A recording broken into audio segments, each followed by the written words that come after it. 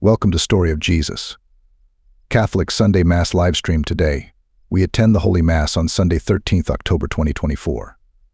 28th Sunday in Ordinary Time. How happy are the poor in spirit, theirs is the kingdom of heaven. Please be quiet and attend Mass. Subscribe to the channel to follow the next Masses. Sa ngalan ng Ama at ng Anak at ng Espiritu Santo. Amen. Sumainyo ang Panginoon. At sumaiyo rin. Mga kapatid, aminin natin ang ating mga kasalanan upang tayo maging marapat, gumanap sa banal na pagdiriwang. Buhay na walang hanggan. Amen.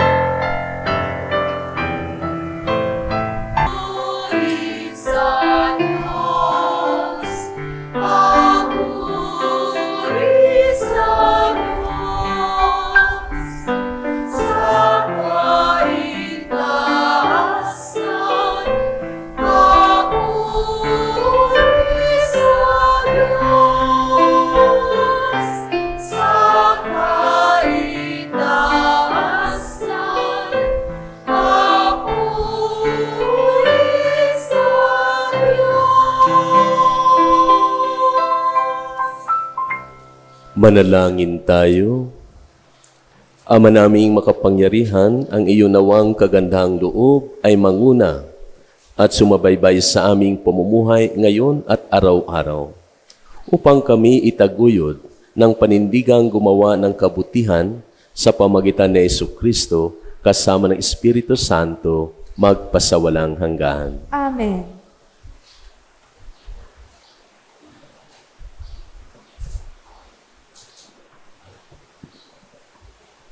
Inilalarawan ni Isaías ang piging ng tagapagligtas, kung saan tutugunan ng Diyos ang pananabik ng puso ng tao at papawiin ang lahat ng kalungkutan at kamatayan. Pagbasa mula sa aklat ni Propeta Isaías. Sa bundok ng Sion, aanyayahan ng Panginoon ang lahat ng bansa. Gagawa siya ng isang piging para sa lahat, na ang handay masasarap na pagkain at inumin. Sa bundok ding iyon, ito'y papawiin niya ang kalungkutang naghahari sa lahat ng bansa. Lubusan na niyang papawiin ang kamatayan. Papahirin ng Panginoon ang luha ng lahat. Aalisin niya sa kahihiyan ang kanyang bayan. Kung magkagayon, sasabihin ng lahat, siya ang ating Diyos na ating pinagtitiwalaan, ang inaasahan nating magliligtas sa atin. Magalak tayo at ipagdiwang ang kanyang pagliligtas. Iingatan ng Diyos ang bundok na ito. Ang salita ng Diyos. Salamat sa Diyos. Lagi akong mananahan sa bahay ng Puong Mahal.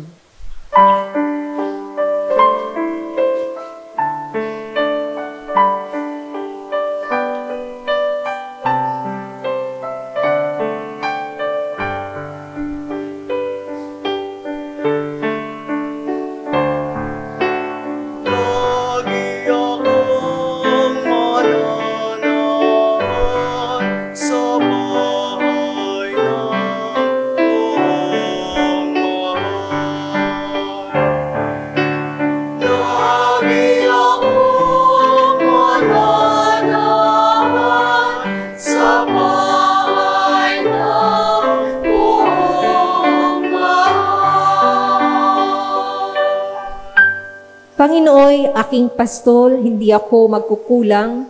Ako'y pinahihimlay sa mainam na pastulan at inaakay niya ako sa tahimik na batisan. Binibigyan niya ako niyong bagong kalakasan.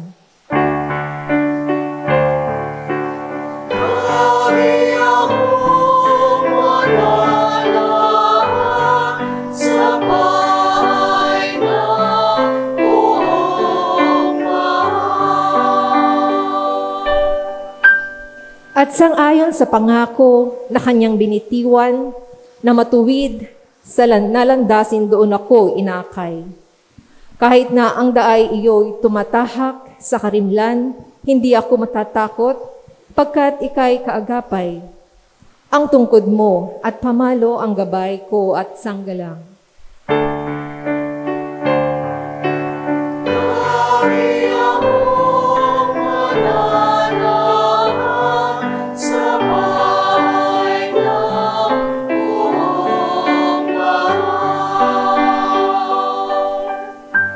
Sa harapan ng lingkod mo, ikaw ay may handang dulang. Ito'y iyong ginagawa, nakikita ng kaaway.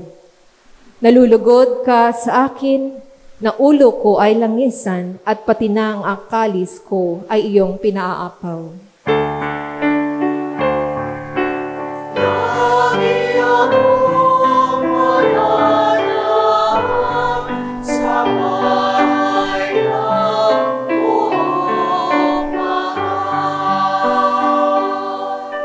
Tunay na ang pag-ibig mo at ang iyong kabutihan. Sasaakit tataglayin habang ako'y nabubuhay.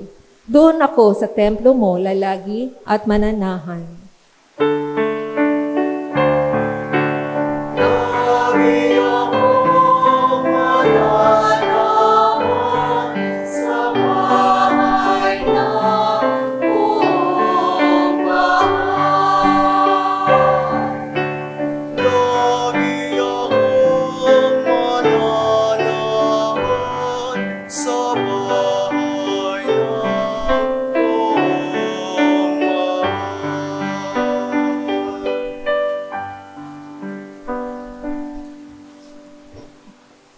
Nagpapasalamat si San Pablo sa mga Kristiyano sa Filipos dahil sa kagandahang loob nila sa kanya. Bagamat magagawang harapin ni San Pablo ang mga pagsubok, nagpasalamat siya sa kanilang pagtulong, kaakibat ang dalangin ng biyaya para sa kanilang lahat. Pagbasa mula sa sulat ni Apostol San Pablo sa mga taga-Filipos. Mga kapatid, naranasan ko ang magkikahos. Naranasan ko rin ang managana. Natutunan ko ng harapin ang anumang katayuan, ang mabusog o magutom, ang kasaganaan o kasalatan. Ang lahat ng ito'y magagawa ko dahil sa lakas na kaloob sa akin ni Kristo. Gayunman, ikinagagalak ko ang ginawa ninyong pagtulong sa akin. At buhat sa kayamanan ng Diyos na hindi mauubos, ibibigay niya ang lahat ng inyong kailangan sa pamamagitan ni Kristo Jesus. Purihin ang ating Diyos at Ama, magpakailanman. Amen. Ang salita ng Diyos. Salamat sa Diyos.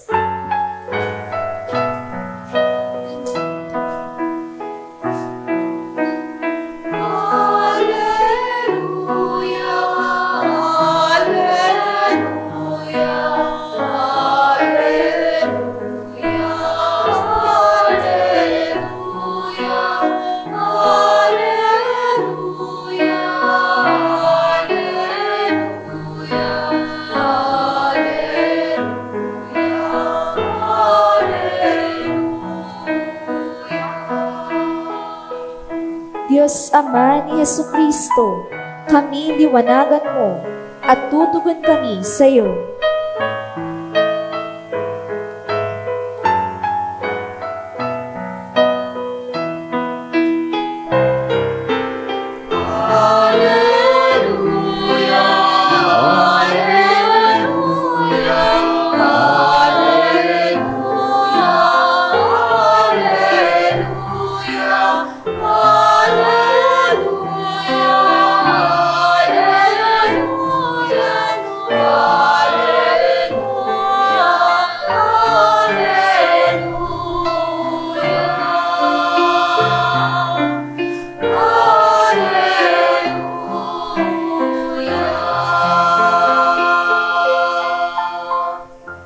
Sumainyo ang Panginoon. at sumaiyo rin. Ang mabuting balita ng Panginoon ayon kay San Matthew. Papuri sa iyo, Panginoon. Noong panong iyon, muling nagsalita si Jesus sa mga punong saserdote at matatanda ng bayan sa pamagitan ng talinghaga. Sinabi niya, ang paghahari ng Diyos ay katulad nito. Naghandog ng isang piging ang isang hari sa kasal ng kanyang anak na lalaki. Sinugo niya ang kanyang mga lipin upang tawagin ang mga inanyayahan, ngunit ayaw nilang dumalo. Muli siyang nagsugo ng ibang mga alipin at kanyang pinagbilinan. Sabihin ninyo sa mga inanyayahan na naihanda ko ang aking piging. Napatay na ang aking mga baka at ang mga pinatabang guya, at handa na ang lahat ng bagay. Halikayo sa piging. Ngunit hindi ito pinansin ng mga inanyayahan. Pumayo sila sa kanilang lakad, ang isa'y sa kanyang bukid, at sa kanyang pangangalakal naman ang isa. Sinunggaban naman ng iba ng mga alipin, hinamak at pinatay. Galit na galit ang hari. Pinaroon niya ang kanyang mga kawal.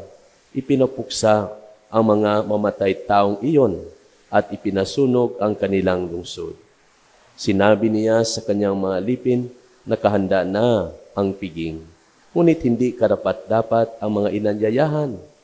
Kaya't pumunta kayo sa mga lansangang matao at inyong anyahan sa kasalan ang lahat ng makita ninyo.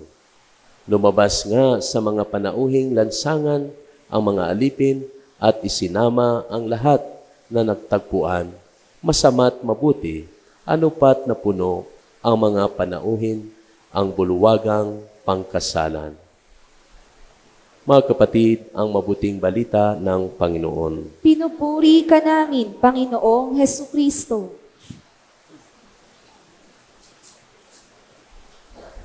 Magandang umaga po sa ating lahat. Good morning.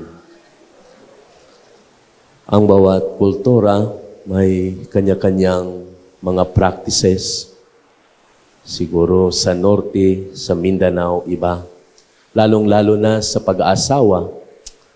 Sa amin, nung ako ay bata pa, kahit hanggang ngayon may mga practices pa, it is very expensive to get married.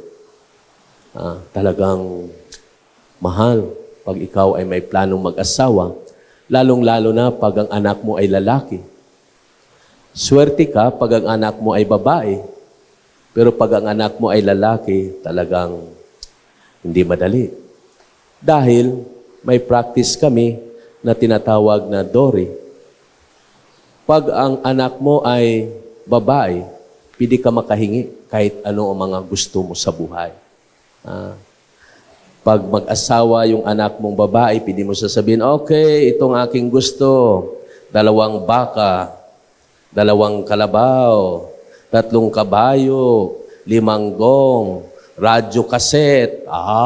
Yan. Very expensive. Only the rich can do. So, kailangan, ikaw po ay may connection sa mga taong may kaya sa komunidad. At nung ako ay bata pa, araw-araw may bisita yung aking lula. Dahil yung aking lula po ay hindi naman tinataas, magaan ang buhay at kilala sila sa komunidad. So sa totoo, pag may pupunta doon, kinakausap niya yung sa side ng lalaki at sinasabi nila ang kanilang problema. At ang sumasagot ng kalabaw, ng baka, ng kabayo, ang aking lula. Sasabihin mo, ito. So anong ibig sabihin? Walang bayad. Dahil pag ikaw ay kilala sa komunidad, as a leader, you have the social responsibility to help the poor. So, hindi madali mag-asawa. Very expensive. So, ang ibig sabihin, generosity. Siguro nakwento ko sa inyo, sa aming kultura, pag ikaw ay galing sa palengke, lahat ng kapitbahay, bigyan mo ng isda, ng tinapay. kapitbahayan. Mga kapatid, generosity, ang pagiging mapagbigay, is the very nature of God. Ito ang kalikasan ng Diyos. That is why, minsan hindi ko maintindihan yung tao na sakim, hindi mapagbigay. That person doesn't reflect the very nature of God, who is generous. At itong ating mga pagbasa tungkol sa generosity of God, na ang Diyos ay mapagbigay, na ang Diyos, He is gracious, mabuti, mabait. So paano ipinakita ng Diyos ang kanyang generosity, ang kanyang pagiging mapagbigay, ang kanyang pagiging mabuti? Sa unang pagbasa, sinabi dito, God invited all the people around the world. Inanyayahan ng Diyos ang lahat ng mga tao sa bundok ng Sion.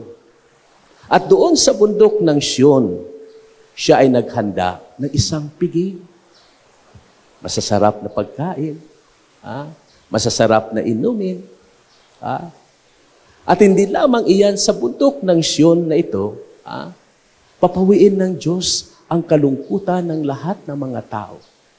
There is no more sadness. Papawiin ng Diyos ang kamatayan. There is no more death. At hindi lamang iyan, papahirin ng Diyos ang luha ng mga tao. There are no more tears. Tanda ng generosity ng Diyos. At hindi lamang iyan, aalisin ng Diyos ang sanhi ng kanilang kahiyaan. So, ang ibig sabihin, bakit tayo nahiya? Dahil sa kasalanan. We feel guilty.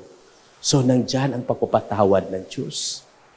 So, ito ang generosity ng Diyos. God is inviting all of us to be part of His kingdom. To be part of His life. So, kunin ng Diyos ang kamatayan. Kunin ng Diyos ang kahihiyan natin. Anong ibibigay niya sa atin? Masayang buhay. Isang buhay na puno-puno ng kagalakan. At ano ang tugon ng mga tao? Dahil ang Diyos ay mapagbigay. God is good. Ang tugon nila, they adore God. They worship God. They contemplate in the presence of God. At hindi lamang iyan, they proclaim the salvation of God to other people. Hindi lamang sila nagpuri sa Diyos, not only to worship God, kung hindi ipinahayag nila ang kabutihan ng Diyos sa ibang tao. At ginawa nila ito na may kagalakan. So that is why sinabi dito sa unang pagbasa, magsaya tayo, magalak tayo, dahil sa pagliligtas ng Diyos sa atin. So sana ganun din sa atin. It is not enough that we worship God during Sunday. Pero iproklama natin what God has done to us with joy sa ating buhay. Pangalawa, paano ipinakita ng Diyos ang kanyang generosity, His goodness, ang kanyang kabutihan?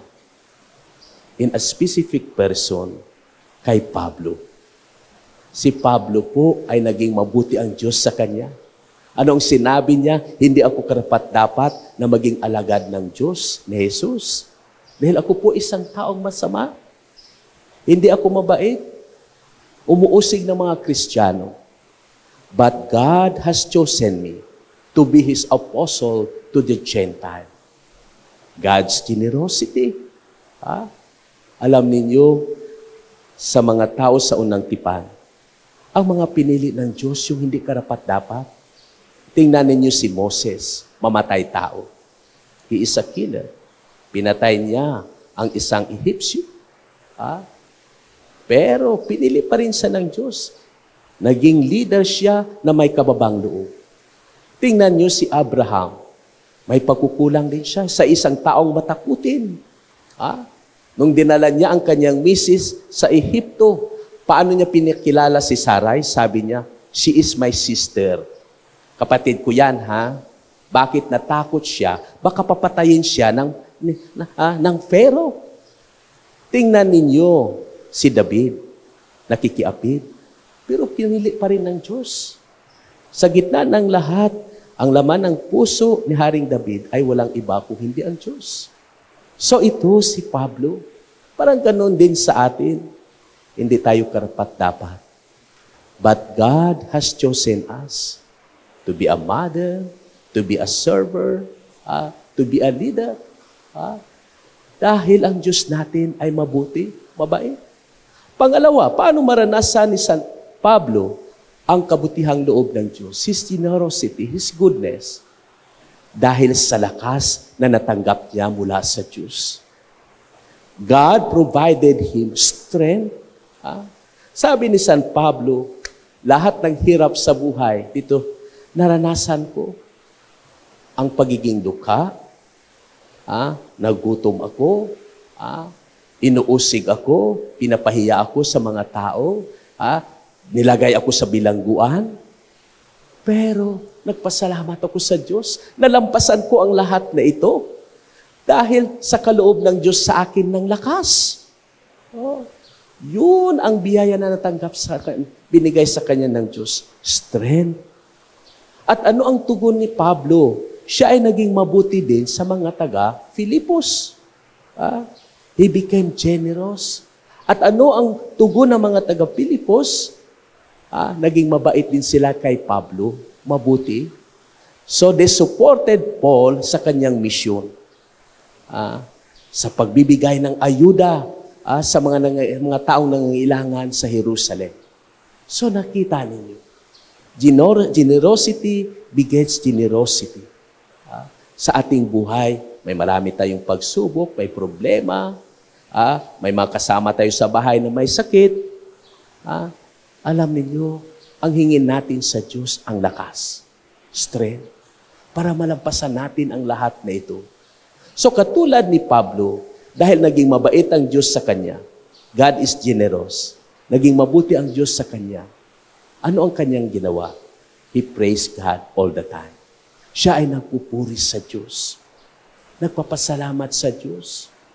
At hindi lamang iyan, ipinagdasal ni Pablo ang kanyang mga kapatid, ang lahat ng mga Kristiyano, para bigyan sila ng Diyos ng lakas.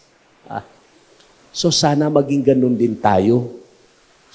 Pag matanggap mo ang generosity ng Diyos, naging mabait ang Diyos sa iyo, don't forget to praise God. Don't forget to thank the Lord. At hindi lamang iyan, ipagdasal natin ang lahat para bigyan sila ng Diyos ng lakas sa kanilang buhay. Lalong-lalo na kayo mga nanay, pagdasal ninyo ang inyong mga anak. Lalo-lalo na kayo mga anak, ipagdasal ninyo ang inyong mga magulang dahil ang dami nilang mga iniisip sa buhay. Mabigat ang kanilang responsibilidad. Ang paghahanap buhay, hindi madali. Mga anak ngayon, puro lang tuldok-tuldok ng cellphone. Pindot-pindot. Pinagdasal mo ba si nanay mo, si tatay mo? Lord, bigyan mo ng lakas si mama, si papa sa kanilang trabaho. Hindi lang nagsasalita si nanay, si tatay yan, pero pagod na yan. Di ba? Bata ngayon, nakahiga pa, naka-cellphone pa. Pagdasal ninyo. Pray. Sa akin nga, personal ko, pinapagdasal ko kayo. I pray for all of you bago ko matulog. So, iyan si Pablo. At higit sa lahat, paano ipinakita ng Diyos ang kanyang kabutihang loob? His generosity sa pamagitan ni Jesucristo. Through Jesus. So, ipinakita niya ito. Sinabi dito sa ating ebanghelyo, naghanda ang hari ng isang piging para sa kasal ng kanyang anak. So, inanyayahan ang lahat ng mga tao. Pero yung mga inanyayahan, hindi tumugon. Parang deadma lang. Ang iba, busy, nagpunta sa bukid, nagtrabaho. Ang iba, sa kanyang pangangalakang. Ang iba siguro sa outing. At ang pinakamasakit, nang pinadala niya ang kanyang alipin, ang hari na ito, dahil sabi niya nakahanda na, nandyan na yung mga baka na inihaw, mga pinatabang guya, pinakamasakit, ininsulto pa niya ang kanyang mga alipin, at ang iba ay pinatay. Pinatay. So ano ang ginawa ng hari? Sabi niya sa kanyang alipin, yung mga tambay, yung mga nandyan sa laylayan, So, the king invited kahit hindi karapat-dapat sa kanyang piging. Sa kanyang piging. So, yung mga hindi dumalo, they rejected the invitation, they were punished. So, ang ibig sabihin, inanyayahan tayo ng Diyos sa kanyang buhay, sa kanyang kaharian. Pag hindi tayo tumugon, we are accountable to our response. So, mga kapatid, ang ating mga pagbasa is about God's generosity. It's about God's goodness. It's about that God is gracious. So, ang challenge sa atin sa umagang ito, nakikita ko ba ang mga kabutihang ginawa sa akin ng Diyos? Bukas ba ang aking mga mata? Did I open my eyes to see the wonderful deeds of God in my life? O nakikita mo ba? Baka ang nakikita mo lang yung problema mo sa buhay. That is why panay ang reklamo mo. Nakikita mo ba ang blessing mo sa buhay? The goodness of God sa buhay. Yan. Tingnan natin what God has done to us. Hindi lang tayo panay reklamo. Hindi lang panay tinitingnan ang problema. The blessing we receive from the Lord. Pangalawa, na challenge sa atin, tingnan natin yung quality ng ating pagtugon sa paanyaya ng Diyos. The quality of our response to the invitation of God. Minsan ang iba sa atin, inyayahan tayo ni Lord na magsimba, busy. May trabaho. Punta sa outing. Diba? The quality of our response. Inanyahan tayo ni Lord na magbalik loob. Ayaw natin. Diba? So busy tayo, may maraming ginagawa. Pangatlo, ang hamon sa atin, tingnan natin. Baka sinasayang natin ang mga biyaya na ibinigay sa atin ng Diyos. The gifts, the graces we receive. So para sa akin, ang pinaka-importanting mga biyaya is the gift of life. Baka sinayang mo ang buhay mo sa mundong ibabaw na ito. Hindi mo niya ginagamit bilang pasasalamat sa Diyos at para sa kapwa. Pangalawa, ang panahon na ibinigay sa atin ng Diyos. Baka sinayang mo lang ang panahon mo para paikot-ikot lang dito sa Alman. Diba? O punta-punta ka lang doon sa mall. Ano ba ang ginawa mo sa kapwa mo? At sa Diyos. Diba? Pangatlo siguro, the gift we receive is the members of our families. So anak, yung mga magulang mo, mga kapatid mo, biyaya sa iyo ng Diyos yan. Gift from the Lord. Pinapahalagaan mo ba sila? Diba? Minsan pinapahalagaan lang natin ang membro ng ating pamilya pag wala na, pag patay na. Doon na tayo umiyak. Diba? Doon na tayo magdala ng magandang bulaklak, ng masarap na pagkain pag na-hospital na. Yan. So let us value one another as a gift. So yan. Bilang mga Kristiyano, we must imitate our Heavenly Father. So, ang tanong natin sa ating sarili, ako ba ay mapagbigay? Ako ba ay tumutulong? Naging generous ba ako? Kapatid, bilang Kristiyano, we must imitate our Heavenly Father who is generous. Magsitayo ang lahat. Sumasampalataya ako Sa Diyos amang makapangyarihan sa lahat, na may gawa ng langit at lupa. Sumasampalataya ako kay Hesukristo, iisang anak ng Diyos, Panginoon nating lahat. Nagkatawang tao siya lalang ng Espiritu Santo. Ipinanganak ni Santa Mariang Birhen. Pinagpakasakit ni Poncio Pilato. Ipinako sa krus, namatay, inilibing. Nanaok sa kinaroroonan ng mga yumao. Nang may ikatlong araw na buhay na maguli. Umakyat sa langit. Naluluklok sa kanan ng Diyos amang makapangyarihan sa lahat. Doon magmumulang paririto at huhukom sa nangabubuhay at nangamatay na tao. Sumasampalataya naman ako sa Diyos Espiritu Santo, sa banal na simbahang katolika, sa kasamahan ng mga banal, sa kapatawaran ng mga kasalanan, sa pagkabuhay na muli ng nangamatay na tao, at sa buhay na walang hanggan. Amen. Idalangin natin sama na maging karapat-dapat tayo dumalo sa pagdiriwang ng kanyang piging Bilang kanyang mga anak, maging tagapag-anyaya rin nawa tayo sa lahat ng antas at uri ng tao. Buong pagtitiwala natin sabihin, O Diyos, biyayaan mo ang iyong sambayanan. O Diyos, biyayaan mo ang iyong sambayanan.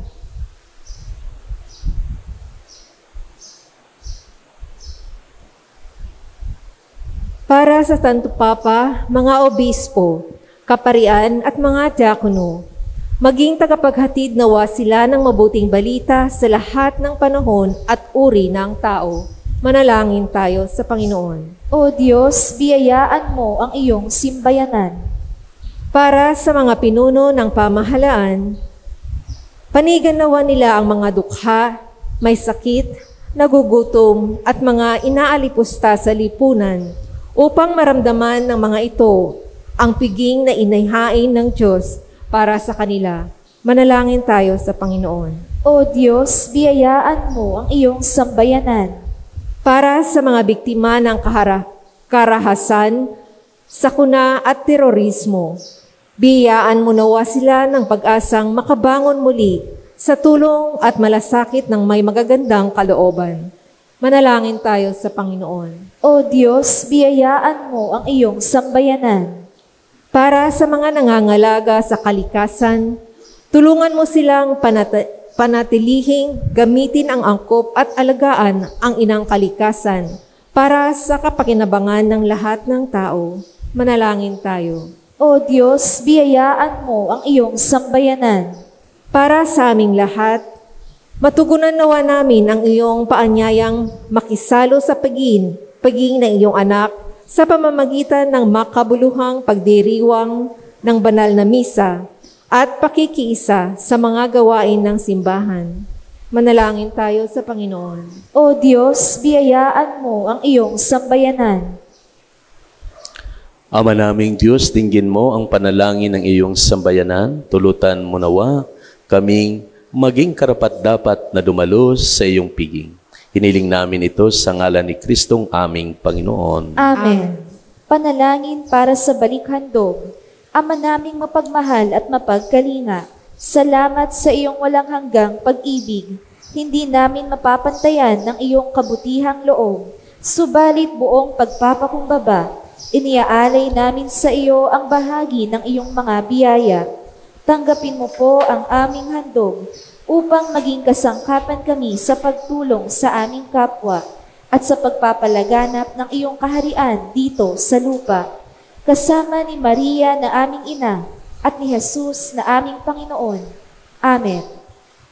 Ang atin pong mass sponsor ay ang Cluster 11.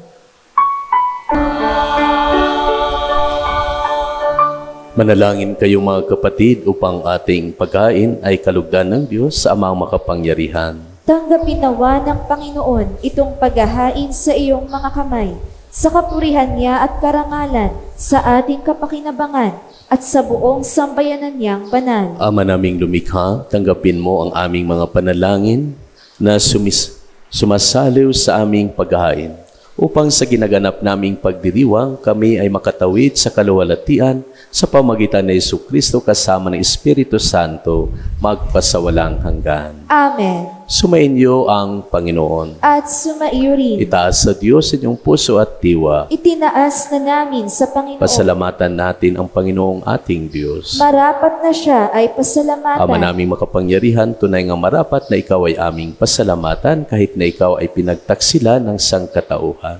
Ikaw ay patuloy pa rin sa iyong pagmamahal. Ikaw ang nagsugo sa aming ikaw ang nagpuno sa aming pagkukulang. Ikaw pa rin ang nagsugo ng tutubos sa tanan. Ang sugo mong anak ay naging di na ibas sa amin, bagamat di niya tinularan ang aming pagkamasuwayin. Niloob mo ito upang iyong mamalas sa aming pagkatao ang giliw mong anak at kami tunghayan mo may pag-ibig na tulad ng pagtatangi mo sa kanya ng higit sa lahat. Ang katapatan niya sa iyong walang maliw ay nagpanumbalik na muli sa amin ng iyong kasiyahat, ng iyong pagtingin na aming iwinaksi nung ikaw ay aming suwayin. Kaya kaisa ng mga anghel na nagsisiawit ng papuri sa iyo, na walang humpay sa kalangitan, kami nagbubunyi sa iyong kadakilaan.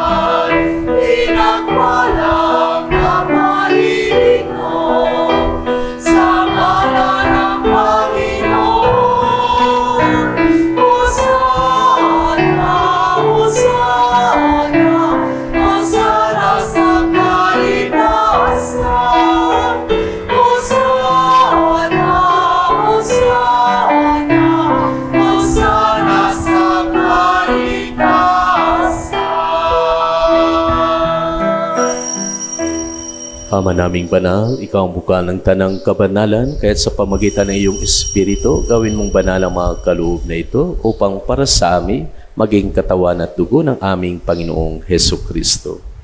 Bago niya pinagtiis ang kusang loob na maging handog, hinawakan niya ang tinapay, pinasalamatan kaniya, pinaghati-hati niya iyon, inabot sa kanyang malagad at sinabi, "Tanggapin ninyong lahat ito at kanin. Ito ang aking katawan ay handog para sa inyo."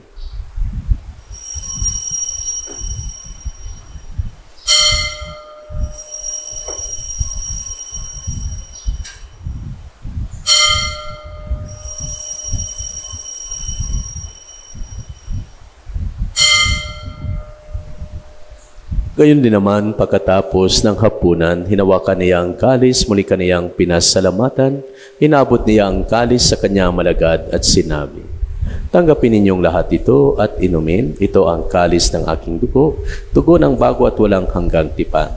Ang aking dugo na ibubuhos para sa inyo at para sa lahat, para sa kapagpatawad ng mga kasalanan. Gawin ninyo ito bilang pag-alala sa akin."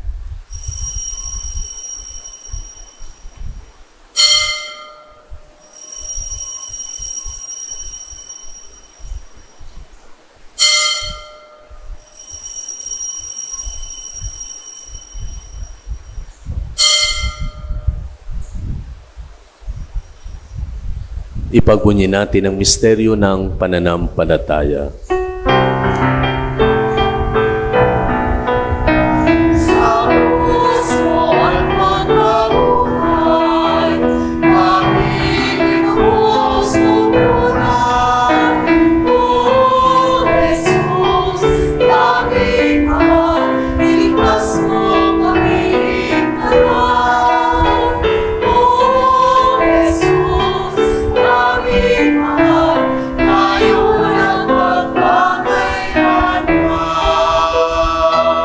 Ama, ginagawa namin ngayon ang pag-alala sa pagkamatay at muling pagkabuhay ng iyong anak, kaya tinaalay namin sa iyo ang tinapay na nagbibigay buhay at ang kalis na nagkakaloob ng kaligtasan.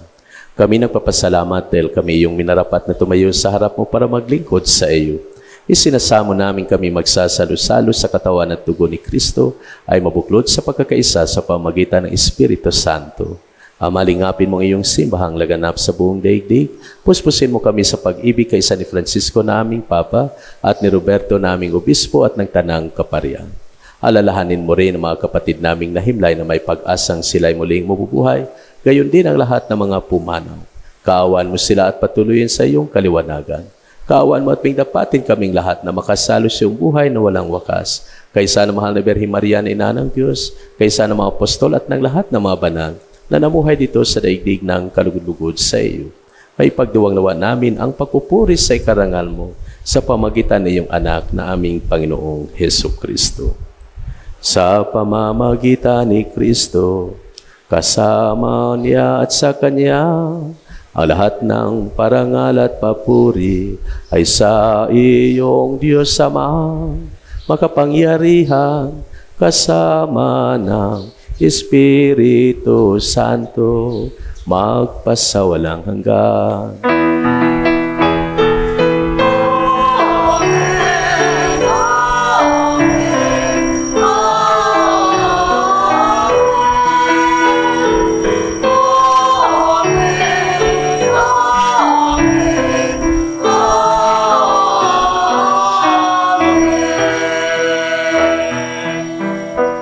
Manalangin tayo sa ating Ama, ating gamitin na itinuro na Hesus Kristo.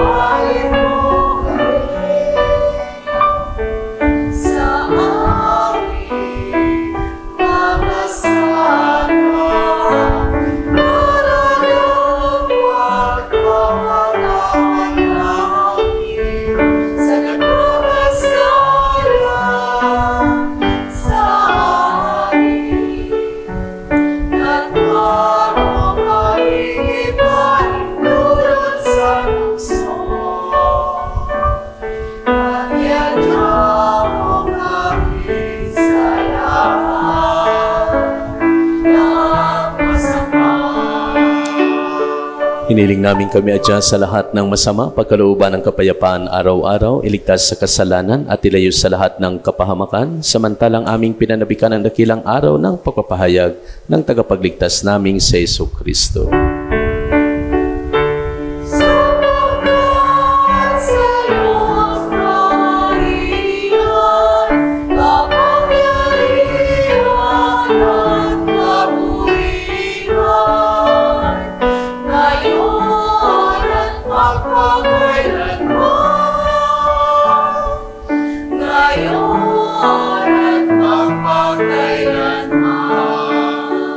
Panginoong Jesucristo, sinabi mo sa mga apostol, kapayapaan ang iniwan ko sa inyo, aking kapayapaan ibinigay ko sa inyo.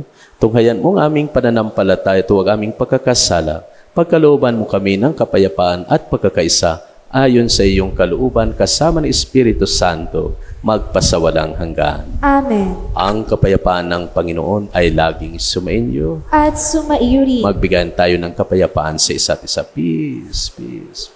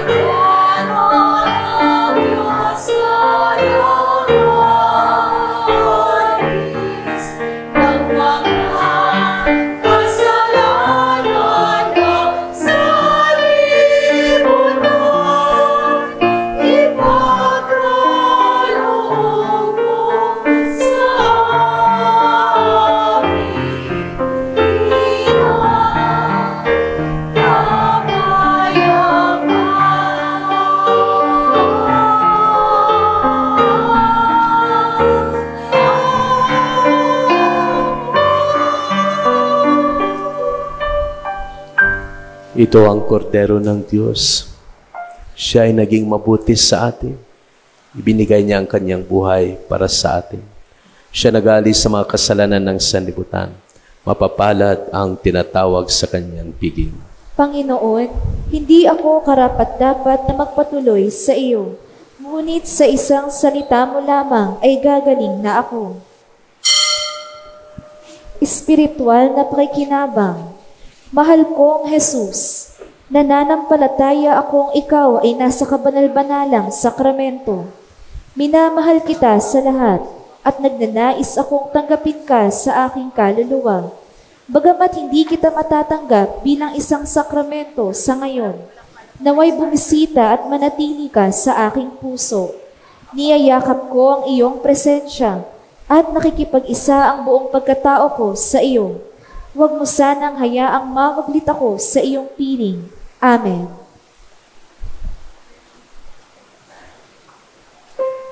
Panginoon,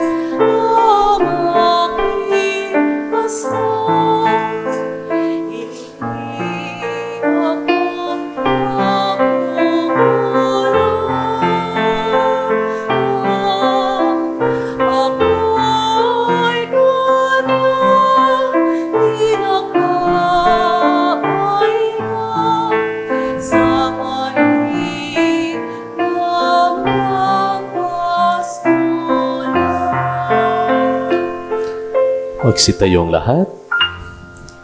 Manalangin tayo. Ama naming mapagmahal, ngayong kami iyong pinapakinabang sa katawat dugong banal, inulog namin sa dakila mong kabutihan sa tanan, na kami gawin mong kasalo sa iyong buhay sa pamagitan ni Jesucristo, kasama ni Espiritu Santo, magpasawalang hanggan. Amen. Lumuhod po ang lahat. Prayer for the construction of St. Agnes Parish Formation Center. Mapagpalang Diyos, pinupuri at pinasasalamatan ka namin sa walang hanggang pag-ibig mo sa amin. Binahaginan mo kami ng biyaya ng pagkapari at ng tungkuling maipalaganap ang mabuting balita ng kaligtasan. Buong pagpapakumbaba, hinihiling namin, Panginoon, na loobin mong maitatag namin ang St. Agnes Parish Formation Center, kung saan buong puso naming maibabahagi ang iyong mga turo at aral. Sa pamamagitan ng iyong gabay, maging daluyan nawa ito ng makatuwirang paghubog sa aming sambayanan, upang mamuhay kami ng naaayon sa iyong banal na kalooban. Hinihiling namin ito sa ngalan ni Jesus na aming Panginoon, at ni Maria na aming ina. Amen. Magsiupo po muna ang lahat. Kung may mag-aalay po ng construction material sample, pumila at pakidala ang mga sample sa harapan ng altar para kayo po ay ipagdasal at basbasan ni Father.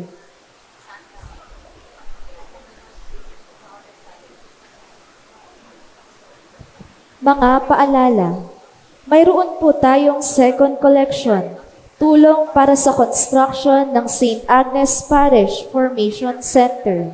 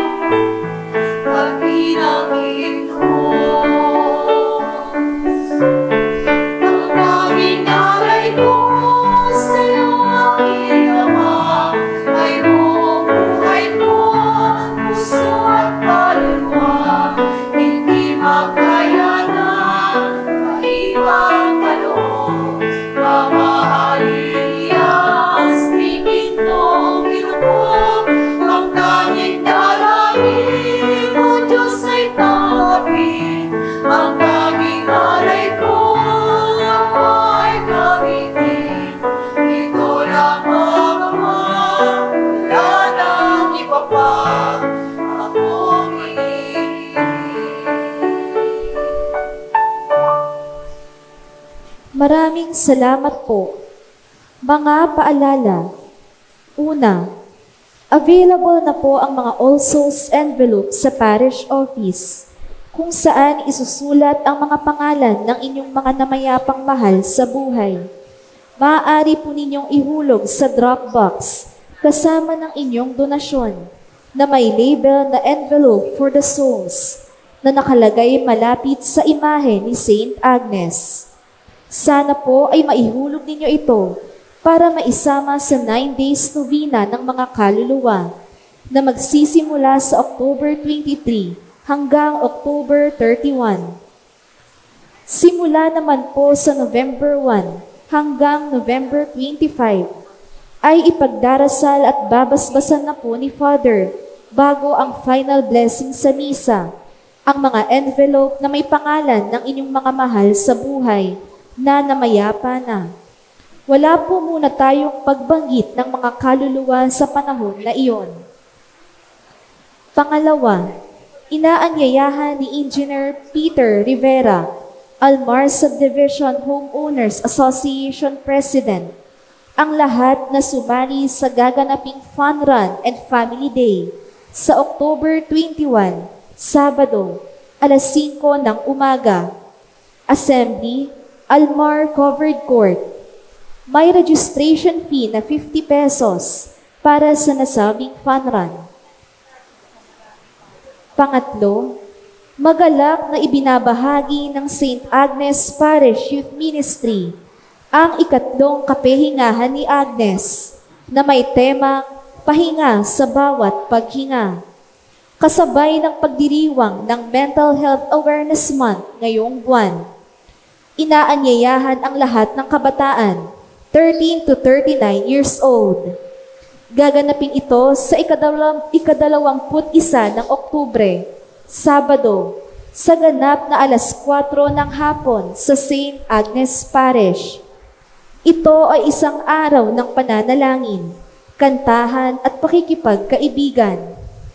Para sa mga karagdagang katanungan, lumapit lamang sa kahit sinong miyembro ng PYM Core Group o kay Brother Paulo Nicdao at Kuya Christian Beyaban, Youth Coordinator. Maaari ninyong bisitahin ang Santa Agnes Parish Youth Ministry FB page para sa registration link at iba pang mga detalye. Magkita-kita tayo mga kabataan ni Santa Ines. Thank you.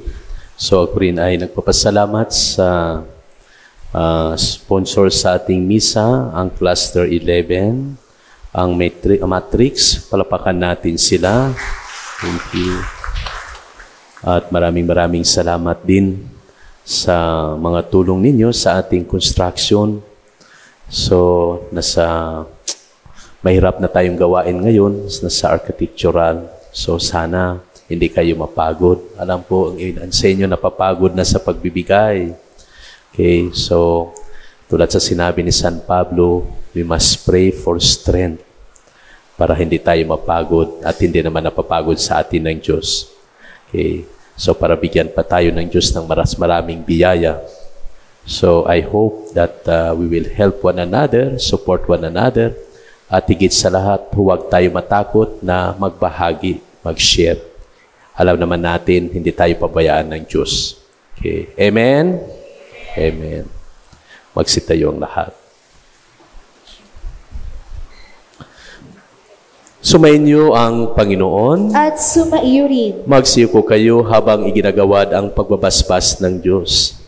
Ama naming mapagpala, pagpalain mo ang iyong mga kaloob, buhat sa langit ang iyong sambayanan, at pamalagiin mong sumusunod sa iyong kalooban sa pamagitan ng Jesucristo kasama ng Espiritu Santo, magpasawalang hanggan. Amen. Pagpalain nawa kayo ng makapangyarihang Diyos, Ama, Anak at Espiritu Santo. Amen. Tapos ng ating misa, humayo kayo at palaging bukas ang ating kalooban para magbahagi ng kayamanan ng Diyos. Salamat sa Diyos.